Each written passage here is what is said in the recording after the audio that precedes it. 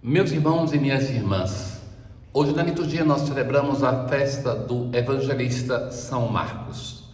Marcos era uma criança, um adolescente no tempo da vida pública de Jesus e ele codificou, escreveu para nós o mais antigo dos evangelhos, que é considerado a pregação do apóstolo Pedro. De fato, hoje, na primeira leitura, o texto de São Pedro, ele vai fazer referência a Marcos.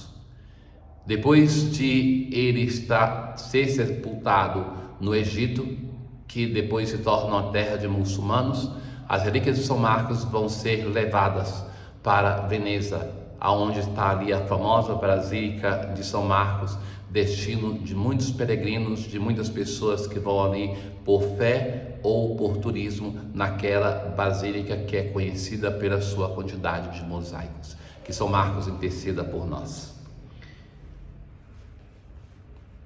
A antífona de entrada de hoje é justamente a citação da conclusão do Evangelho de São Marcos. Ide por todo o mundo e anunciai o Evangelho a todas as criaturas. Aleluia.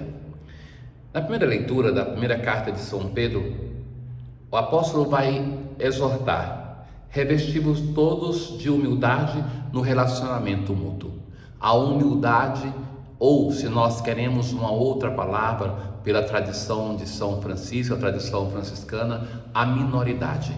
O colocar-se a serviço do irmão, reconhecendo-se como seu servo, como seu servidor, como assim fez nosso Senhor Jesus Cristo. O apóstolo vai exortar que nós devemos nos revestir de humildade no serviço um para com os outros. O Senhor dá sua graça aos humildes. Rebaixai-vos, vai insistir, pois humildemente sob a poderosa mão de Deus.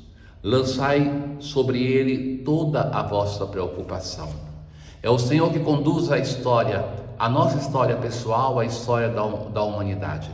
Muitas vezes, na nossa arrogância, até mesmo em relação a Deus, nós queremos ter o timão da nossa vida. Nós queremos fazer aquilo que nos apraz e realizar a nossa vontade.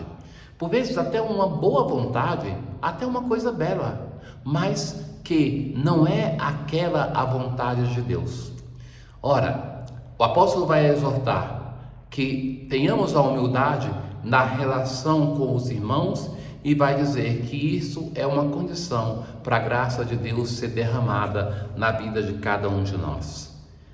Continua a exortação em relação à vigilância.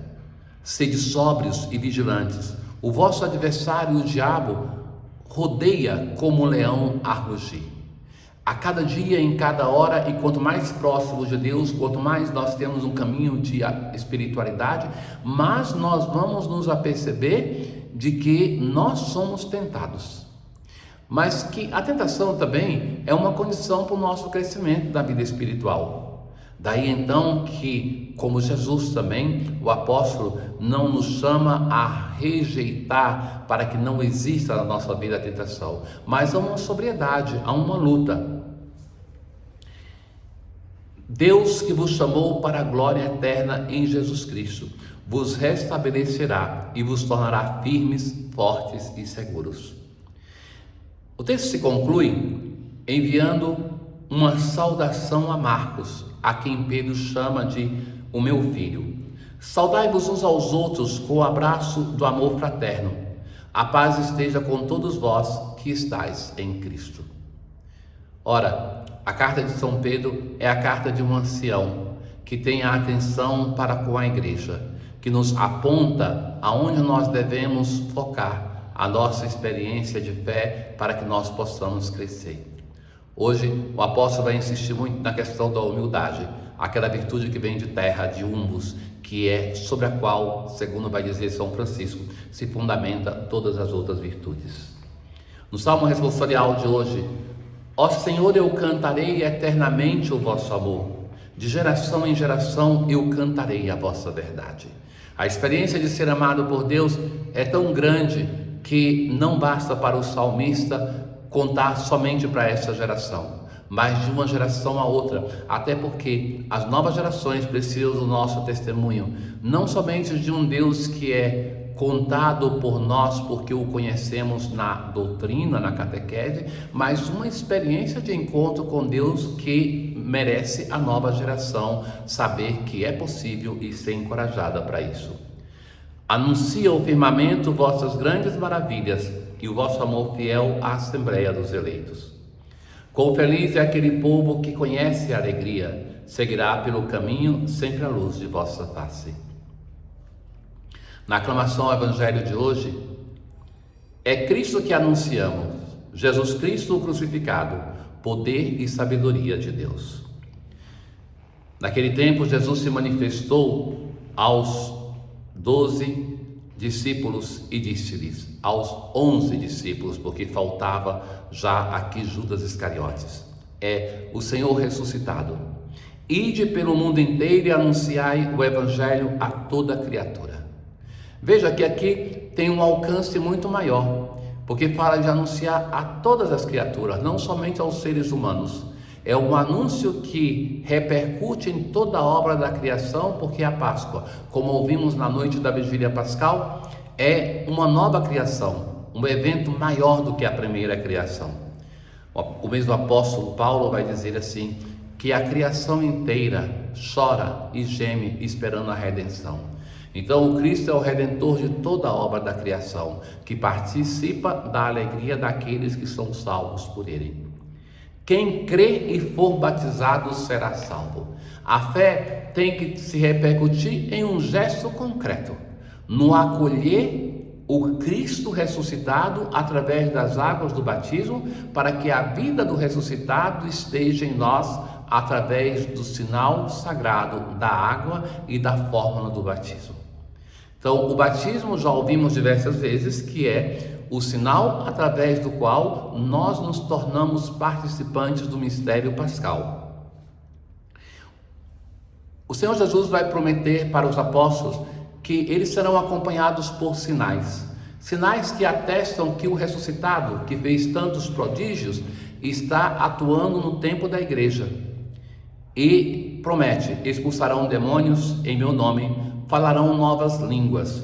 Se pegarem serpentes ou beberem algum veneno mortal, não lhes fará mal algum. Quando puserem as mãos sobre os doentes, eles ficarão curados. Depois de falar assim aos discípulos, o Senhor Jesus foi levado ao céu e sentou-se à direita de Deus. Começa o tempo da igreja. Aquilo que o Senhor Jesus fez no seu tempo, agora Ele passa o timão da sua igreja para os apóstolos. É eles que vão agir com palavras e com gestos, como fez Jesus, para produzir o chamado à fé no ressuscitado. Os discípulos então saíram e pregaram por toda parte. O Senhor os ajudava e confirmava a sua palavra por meio dos sinais que a acompanhavam.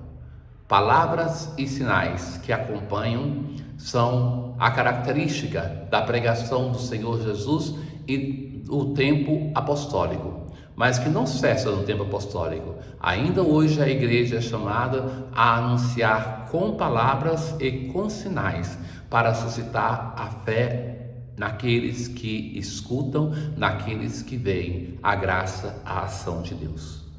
Marcos nos deixou o evangelho que é considerado o primeiro catecismo da igreja, que fundamentalmente busca responder a duas perguntas: quem é Jesus e o que devemos fazer para sermos seus discípulos? Ele conta da sua experiência. Esse evangelista, que segundo a tradição era a família dele que era dona do cenáculo, aonde se reúne a primeira igreja de Jerusalém. É ali que ele vai viver desde criança essa experiência eclesial, encorajando-nos também a sustentar os nossos jovens, para que eles façam um caminho de uma igreja concreta, que é testemunho para a vida deles, para que eles possam se tornar cristãos de fato.